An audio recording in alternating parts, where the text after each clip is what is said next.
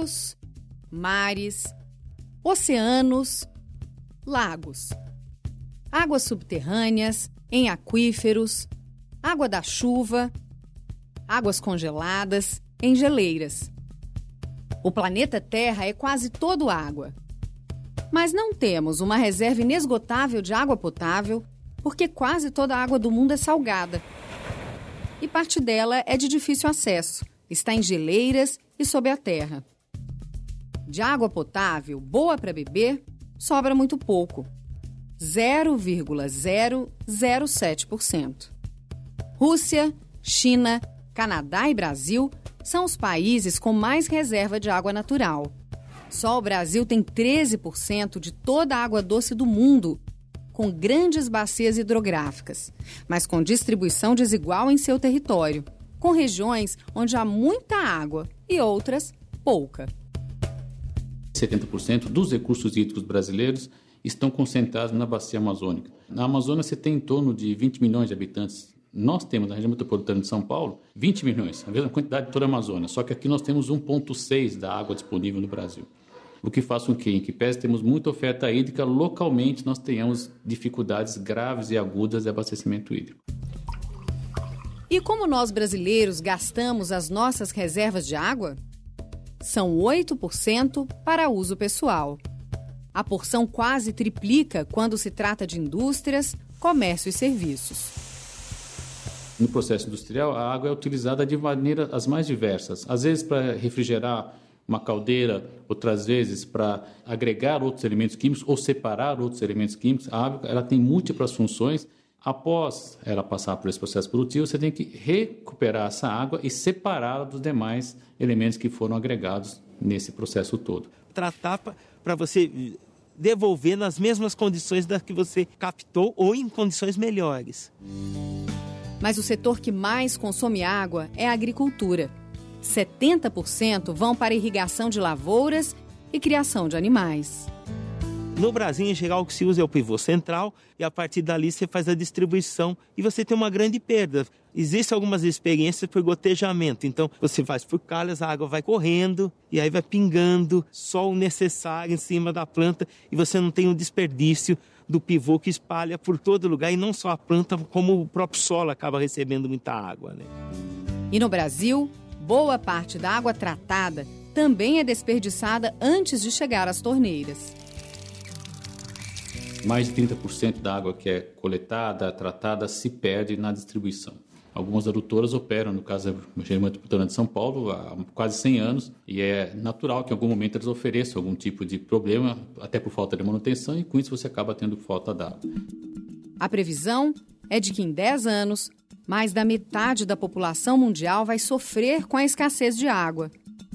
E já há disputas por ela em conflitos internos ou entre países. Existem autores que dizem que o próximo grande conflito internacional será por conta da água, entre os países que possuem e os países que não possuem. E alguns países defendem que você deveria criar uma legislação para disponibilizar essa água para quem não tem. Para a ONU, um futuro mais promissor para a água está em políticas públicas de gerenciamento, regulação do uso da água, manejo sustentável em todos os setores e campanhas de conscientização. Quer um exemplo? Uma pessoa não precisa mais do que 50 a 100 litros de água por dia para higiene e consumo. Isso é possível com banhos menos demorados. Em vez de mangueira, baldes para lavar carros e quintais. Manutenção de canos e torneiras para evitar vazamentos. Toda a economia é válida. Na casa do Juvenal e da Cássia, ninguém desperdiça água. Seja para escovar dentes, fazer a barba, lavar louça. Aqui se reusa até a água que sai da máquina de lavar roupa. Eu pego a mangueira da água e jogo no tanque. E separo a água do primeiro enxágue, que vem com sabão. Que aí eu com essa água eu já lavo os panos de chão. Limpo toda a minha casa durante a semana com isso. A água também pode ser usada sem resultar em consumo ou redução. Isso acontece nas hidrelétricas que produzem energia para o país. Na pesca, lazer e esportes. Ou nas vias de transporte, as hidrovias, que levam pessoas e cargas pelos rios. A água é um bem público e é lei garantir o acesso à água potável de qualidade. E para ser consumida, ela precisa passar por estações de tratamento que limpam a água num processo que envolve várias etapas. Depois de eliminar a matéria orgânica e outros resíduos, a água recebe produtos químicos que ajudam a separar a sujeira. Passa por filtros em tanques com pedras, areia e carvão. E é desinfetada com cloro e flúor. A água dos esgotos também tem utilidade depois de tratada por lodos ativados, onde micro-organismos digerem as matérias orgânicas do esgoto e formam lodos, que ficam no fundo do tanque, separados da água.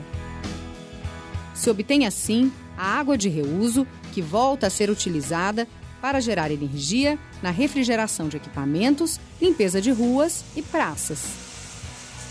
Tratar o esgoto é a forma correta de aumentar a oferta de água, evitar doenças e reduzir a poluição de mananciais que mata organismos e plantas que precisam de água limpa para viver.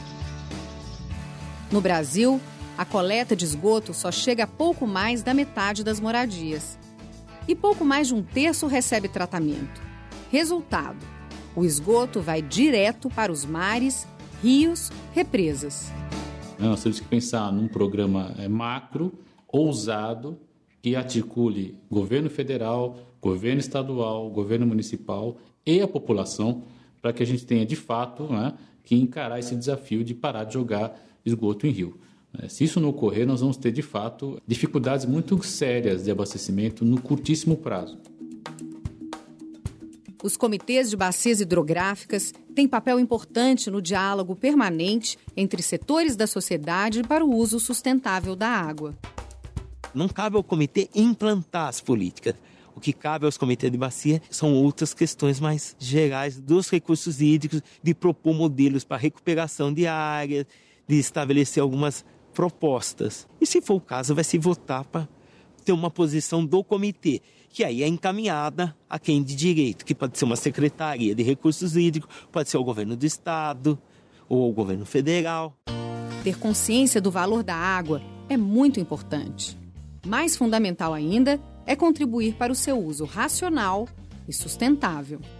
Evitar jogar resíduos no corpo d'água, não tentar fazer uma ligação direta do seu esgoto para um corpo hídrico. Uma outra medida, e isso pode ser feita em qualquer residência, é não jogar o óleo de cozinha pela pia.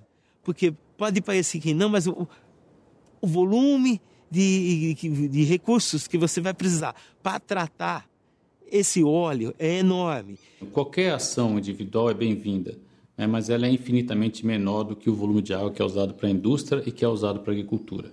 Nós temos que, de fato, atacar a raiz do problema. A raiz do problema hoje é a oferta de água para uso industrial e para uso agrícola.